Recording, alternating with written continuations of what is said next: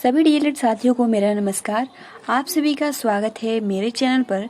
और फ्रेंड्स, आज की इस वीडियो में डिस्कस करने वाले हैं UP DElEd second semester subject सामाजिक अध्ययन 2017 प्रीवियस पेपर पूरा सॉल्व करने वाले हैं। अगर आपने, जैसे कि हमने आज से स्टार्ट किया है, ठीक है, सेकंड सेमेस्टर और फोर्थ सेमेस्टर की क्लासेस, जिसमें हमने सेकंड सेमेस्टर की क्लासेस में वर्तमान भारतीय समाज, प्रारंभिक शिक्षा के नवीन प्रयास और साइंस, इन तीनों सब्जेक्ट का 2017 का जो भी पूछा हुआ प्रश्न है वो हमने डिस्कस किया है, ठीक है। और बहुत सारे कमेंट्स ये भी आ रहे हैं कि आप 2015 और 2016 के भी पूछे हुए प्रश्न डिस्कस कीजिए। तो फ्रेंड्स, वो भी आप सभी को हम प्रोवाइड कर देंगे, बिल्कुल भी आप सभी को परेशान होने की आवश्यकता नहीं है, ठीक है। तो फ्रेंड्स, अगर आपने प्रीवियस वीडियोस नहीं देखे हैं तो सिंपल आप सभी को प्लेलिस्ट का लिंक या फिर चैनल को विजिट कर सकते हो और आप वहां से जाकर देख सकते हो। तो चलिए फ्रेंड्स, शुरू करते हैं। वीडियो को लाइक कर दीजिए और जितने भी डीएलएड प्रशिक्षु हैं अपने फ्रेंड्स, भाई, मित्र, बहन को आप ये वीडियो जरूर शेयर कीजिए। चलिए शुरू करते हैं। सबसे पहले मैं आप सभी को ये इन्फॉर्मेशन शेयर कर दूं कि जो सामाजिक अध्ययन होता है ये 50 नंबर का होता है, जिसमें से आपको 25 नंबर लाना अनिवार्य होता है। 3 टाइप से क्वेश्चन पूछे जाते हैं। बहुत सारे सवाल ये आ रहे हैं कि क्या जो हमारा एग्जाम होने वाले हैं केवल ऑब्जेक्टिव टाइप के क्वेश्चन पूछे जाएंगे, तो ऐसा बिल्कुल नहीं है। तीनों टाइप से पूछे जाएंगे, वस्तुनिष्ठ, अति लघु और लघु उत्तरीय, ठीक है। तो चलिए शुरू करते हैं, जिसमें सबसे पहला जो प्रश्न है कि महमूद गजनवी, ठीक है, महमूद गजनवी ने सोमनाथ के मंदिर पर आक्रमण कब किया? 1021 से 22 ईस्वी में, 1023 से 24 ईस्वी में, 1022 से 23 ईस्वी में, 1025 से 26 ईस्वी में। तो महमूद गजनवी ने सोमनाथ के मंदिर पर आक्रमण कब किया? तो ऑप्शन नंबर यहाँ पर ब करेक्ट आंसर हो जाएगा, 1023 से 1024 ईस्वी में। इसलिए ऑप्शन नंबर यहाँ पर ब करेक्ट आंसर हो जाएगा, ठीक है। सेकंड क्वेश्चन है कि तराइन के मैदान में मोहम्मद गोरी को किस राजा के साथ युद्ध हुआ था? तो तराइन के युद्ध में मोहम्मद गोरी का किस राजा के साथ युद्ध हुआ था? फ्रेंड्स, आप सभी को पता है कि तराइन का युद्ध 1191 और 1192 में हुआ था। तो इस तरीके से मोहम्मद गोरी और क्या जयपाल के साथ हुआ था, क्या जयचंद के साथ हुआ था, क्या आनंद पाल के साथ हुआ था, या पृथ्वीराज चौहान? फ्रेंड्स, आप सभी को पता है मोहम्मद गौरी और पृथ्वीराज चौहान के बीच में तराइन का युद्ध हुआ था। इस तरीके से यहाँ पर option number D correct answer होगा। तीसरा जो प्रश्न है कि गुलाम वंश का प्रथम सुल्तान था इल्तुतमिश, गयासुद्दीन बलबन, कुतुबुद्दीन ऐबक, रजिया सुल्तान। तो गुलाम वंश का प्रथम सुल्तान था, यहाँ पर हो जाएगा ऑप्शन नंबर सी, यानी कुतुबुद्दीन ऐबक। फोर्थ प्रश्न है कि गयासुद्दीन बलबन दिल्ली का शासक बना 1206, 1210, 1211, 1266। तो गयासुद्दीन बलबन दिल्ली का शासक बना, तो 1266 ईस्वी में वो दिल्ली का शासक बना था। कौन? तो गयासुद्दीन बलबन। फिफ्थ प्रश्न है कि दिल्ली में लोदी वंश की स्थापना की बहलोल लोदी ने, सिकंदर लोदी ने, इब्राहिम लोदी ने, संग्राम सिंह ने।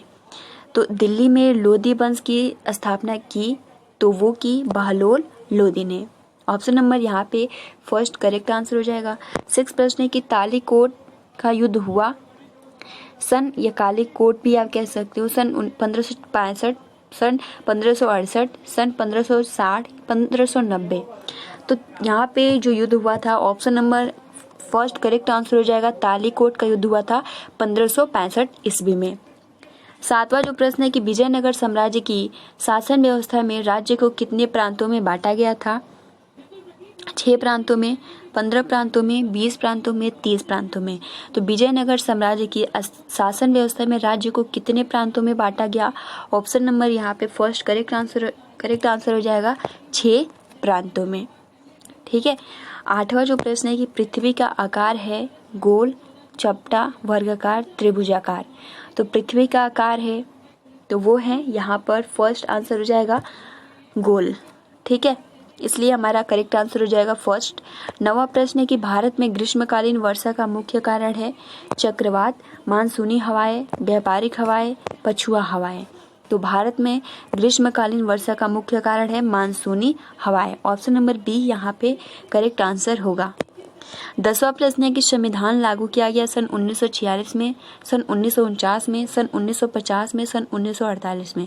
तो संविधान लागू किया गया सन 1950 में। ऑप्शन नंबर यहाँ पर सी करेक्ट आंसर होगा। अगला प्रश्न है कि सेल्यूकस तथा चंद्रगुप्त मौर्य के बीच युद्ध हुआ था 326 ईसा पूर्व में, 321 ईसा पूर्व में, 322 ईसा पूर्व में, 305 ईसा पूर्व में। तो सेल्यूकस तथा चंद्रगुप्त मौर्य के बीच युद्ध हुआ था 305 ईसा पूर्व में। ऑप्शन नंबर यहाँ पर डी करेक्ट आंसर हो जाएगा।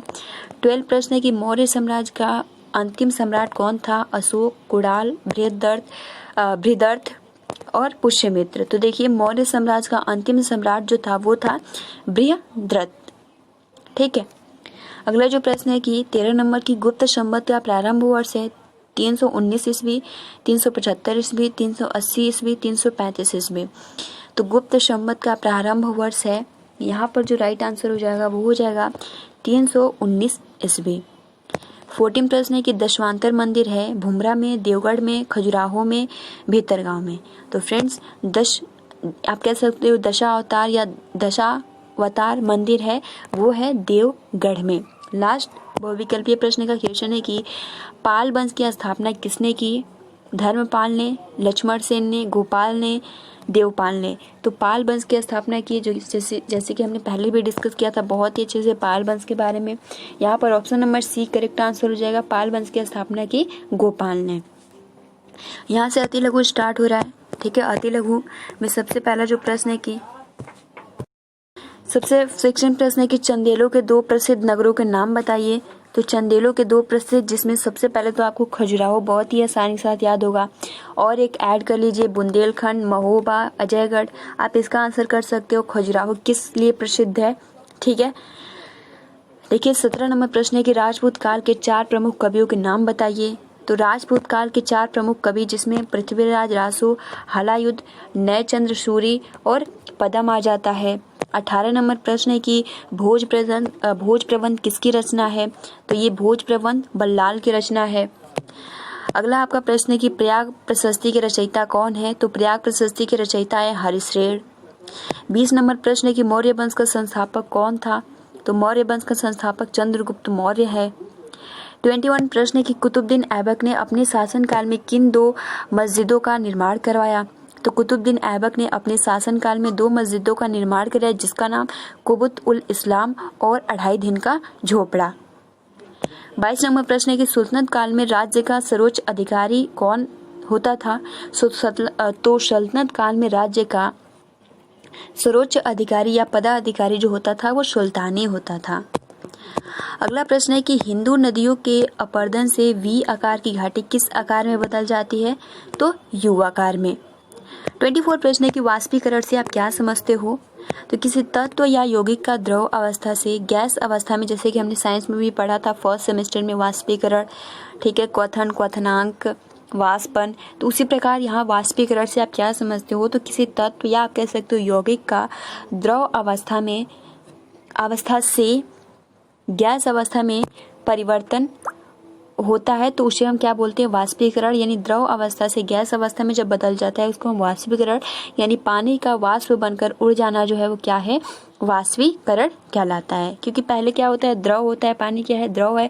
उसके बाद वो गैस अवस्था में, क्योंकि जब पानी को आप उबालते हो, ठीक है, तो वो पूरा जल जाता है, यानी गैस बनकर उड़ जाता है। इस प्रक्रिया को हम क्या बोलते हैं? वाष्पीकरण कहते हैं। 25 प्रश्न है कि सूर्य भिताप किसे कहते हैं? तो सूर्य से आने वाली उष्मा जो वातावरण द्वारा सोख ली जाती है सूर्य भिताप कहलाती है। 26 प्रश्न है कि मूल अधिकार किस पर बल देता है? मूल अधिकार सभी नागरिकों के बुनियादी मानव अधिकार के रूप में परिभाषित किया गया है। 27 प्रश्न है कि अर्थव्यवस्थाओं का वर्गीकरण प्रमुख रूप से किन 2 आधारों से करते हैं? तो अर्थव्यवस्थाओं को वर्गीकरण प्रमुख रूप से 2 आधारों पर करते हैं, एक तो श्रम, दूसरा पूंजी। 28 प्रश्न है कि उत्पादन क्या है? उत्पादन का जो डिफिनीशन हो जाता है अर्थशास्त्र में, उत्पादन औद्योगिकी प्रतिष्ठानों द्वारा वस्तुओं, सामानों या सेवाओं को निर्मित करने की प्रक्रिया को कहते हैं। 29 प्रश्न है कि उपभोक्ता संरक्षण अधिनियम कब लागू हुआ था? तो उपभोक्ता संरक्षण अधिनियम 1986 ईस्वी में लागू हुआ था। अति लघु का लास्ट क्वेश्चन है कि भारत किस गोलार्ध में स्थित है? तो भारत उत्तरी तथा पूर्वी गोलार्ध में दोनों में ही स्थित है। अब यहाँ से लघु उत्तरीय प्रश्न स्टार्ट होता है, जो कि पूरा 10 क्वेश्चन होता है लघु उत्तरीय का, और अति लघु का 15, बहुविकल्पीय का 15। इस तरीके से अगर आप जोड़ेंगे तो आपको 50 नंबर पूरा हो जाएगा। देखिए, लघु उत्तरीय में सबसे पहला जो प्रश्न है कि चंद्रगुप्त मौर्य की मृत्यु और बिंदुसार का राज्यारोहण किस सन में हुआ था। तो 298 ईसा पूर्व में उन्होंने अपना साम्राज्य बेटे बिंदुसार को देकर कर्नाटक चले गए, जहां उन्होंने 5 हफ्तों तक बिना खाए पिए ध्यान किया, जिसे संक्रा कहते हैं। बहुत महत्वपूर्ण, संक्रा किसे कहते हैं, यानी आप याद कर सकते हो, जो बिंदुसार थे, ठीक है, जब कर्नाटक गए थे तो 5 हफ्तों तक बिना खाए पिए ध्यान किए थे, उसे हम संक्रा कहते हैं।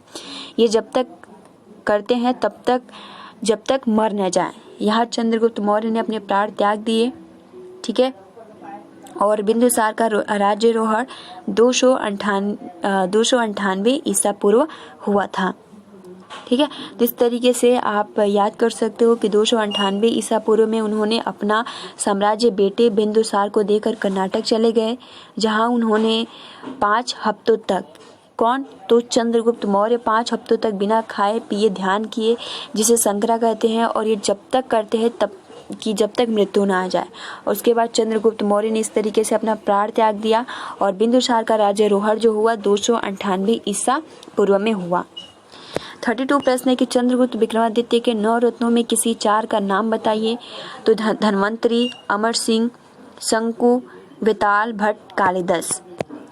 33 प्रश्न है कि विशाख दत्त के द्वारा लिखित 2 नाटकों का नाम लिखिए। तो विशाख दत्त के द्वारा लिखित 2 नाटक मुद्रा राक्षस, देवी चंद्रगुप्तम। 34 प्रश्न है कि राजपूत कालीन पूर्वी भारत के 4 प्रमुख मंदिरों के नाम लिखिए। लिंगराज मंदिर, जगन्नाथ मंदिर, सूर्य मंदिर, जैन मंदिर, ठीक। भूकंप किसे कहते हैं, भूकंप की तीव्रता नापने के लिए किसका प्रयोग किया जाता है। तो भूकंप जब आंतरिक शक्तियों के कारण पृथ्वी की सतह अचानक कंपित होती है, उसे हम भूकंप कहते हैं। यंत्र सिस्मोग्राफ यानी भूकंप मापी यंत्र होता है। मापन की इकाई रिएक्टर स्केल होता है। 36 प्रश्न है कि अपशिष्ट किसे कहते हैं। कारखानों से निकलने वाला या उपभोग करने के पश्चात जो चीजें शेष बचती है उसे ही हम अपशिष्ट पदार्थ कहते हैं। 37 प्रश्न है कि संविधान के निर्माण में कितना समय लगा। यह संविधान सभा द्वारा कब पारित किया गया। 2 वर्ष 11 महीने 18 दिन का समय लगा, और पारित जो हुआ 26 जनवरी 1950, यानी 1950 को लागू या पारित हुआ। तो ये बहुत ही महत्वपूर्ण प्रश्न है। संविधान के निर्माण में कितना समय लगा, तो 2 वर्ष, ठीक है, 2 वर्ष 11 महीने और 18 दिन का समय लगा। 38 प्रश्न है कि मौलिक अधिकार किसकी निरंकुशता पर रोक लगाते हैं। मौलिक अधिकार सरकार की निरंकुशता पर रोक लगाते हैं। 39 प्रश्न है कि विकसित अर्थव्यवस्था और विकासशील अर्थव्यवस्था से आप क्या समझते हो। विकसित अर्थव्यवस्था का जो मतलब होता है कि यह आर्थिक गतिविधियों, ठीक है, आर्थिक गतिविधियों के विकास का एक बेहतर स्तर का प्रतिनिधित्व करता है। यह हमेशा सापेक्षिक एवं तुलनात्मक संदर्भ में प्रयुक्त होता है, क्योंकि इसकी किसी सीमा या आप कह सकते हो किसी स्तर मानदंड का निर्धारण करना कठिन होता है। विकसित अर्थव्यवस्था कहलाता है जैसे जापान, यूएस। विकासशील अर्थव्यवस्था क्या होता है, तो यह विकास की ओर अग्रसर अर्थव्यवस्था का सूचक है। सभी अर्थव्यवस्था से इस श्रेणी में आती है, परंतु इसका प्रयोग वैसी अर्थव्यवस्थाओं को सृजित करने के लिए होता है जो पिछड़ी अर्थव्यवस्था से उच्च विकास की ओर, यानी जब बहुत ज़्यादा पिछड़ा होता है अर्थव्यवस्था, ठीक है, जब उच्च विकास की ओर अग्रसर होता है तो उसे हम क्या बोलते हैं, तो विकासशील अर्थव्यवस्था बोलते हैं। फॉर एग्जाम्पल भारत, चीन। तो इस तरीके से आप जो एग्जाम्पल है वो भी याद कर सकते हो। विकसित अर्थव्यवस्था में जापान, यूएसए आ जाता है, और विकासशील अर्थव्यवस्था में भारत और चीन आ जाता है, ठीक है, यानी पिछड़ा अर्थव्यवस्था से निम्न से उच्च की तरफ, आप इस तरीके से भी याद कर सकते हो। लास्ट आज का प्रश्न है कि भारतीय अर्थव्यवस्था को 3 आधारभूत विशेषताएं क्या हैं। तो फ्रेंड देखिए, इसका आंसर मैं जस्ट अभी आप सभी को दे देती हूँ, ठीक है, क्योंकि यहाँ पर आंसर नहीं दिया है। तो इसका जो आंसर होगा, देखिए, पहला जो हो जाएगा वो हो जाएगा आर्थिक विशेषताएं, सामाजिक विशेषताएं और राजनीतिक विशेषताएं। तो ये क्या है, भारतीय अर्थव्यवस्था के 3 विशेषताओं को बांटा गया है, जिसमें आर्थिक, सामाजिक और राजनीतिक, ये तीनों विशेषताएं हैं। तो फ्रेंड्स, ये 2017 के पूछे हुए प्रश्न है जो कि आप बहुत ही आसानी के साथ याद कर सकते हो। बहुत ज़्यादा टफ नहीं है, ठीक है फ्रेंड्स, तो आज के लिए इतना ही। वीडियो को लाइक कर दीजिए अभी तक आपने लाइक नहीं किया तो, और अपने फ्रेंड्स मित्रों को भी आप शेयर कर सकते हो, क्योंकि हम यूपीडीएलएड से रिलेटेड सारी क्लासेस इस चैनल के माध्यम से आप सभी को प्रोवाइड करते हैं। तो आपका भी ये दायित्व बनता है कि आप ज़्यादा से ज़्यादा इस वीडियो को शेयर करें और हर एक डीएलएड प्रशिक्षु के पास ये वीडियो ज़रूर शेयर करें। तो मिलते हैं 5 बजे वाली क्लास में, हिंदी की क्लास है। Thanks for watching, take care and best of luck.